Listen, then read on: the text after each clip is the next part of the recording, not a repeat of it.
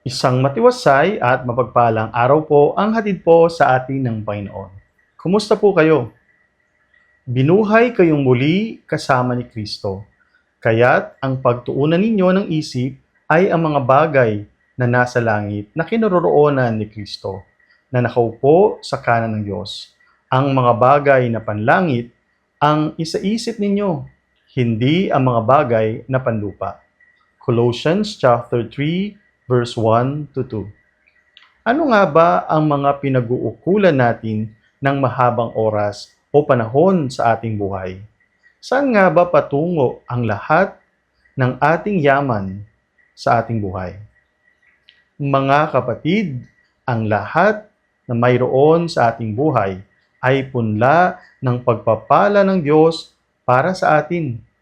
Inaatasan tayo na maging mabubuting mga tagapangalaga ng mga ito at hindi tayo ang maging alipin. Ang pagbibigay ng ating sarili sa kung ano ang sapat at tama ay pagsuko natin ng ating sarili. Malinaw sa atin na tayo po ay kalulugdan sa ating mabunga na pagpapalago ng biyaya ng Diyos.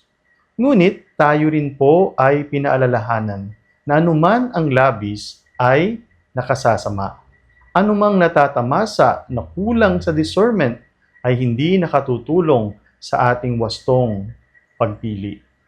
Mga kapatid, kinalulugdan ng Diyos ang mga namumuhay ng may tunay na kaligayahan. Nais ng Diyos na tayo ay magkaroon ng kababaang loob at walang paghahangad sa kung ano ang makahahadlang sa ating matiwasay na pamumuhay. Halina at ituon natin ang ating buhay sa kung ano ang makalangit at hindi ang matukso ng mga huwad na ligaya at kasinungalingan ng mundo. Amen.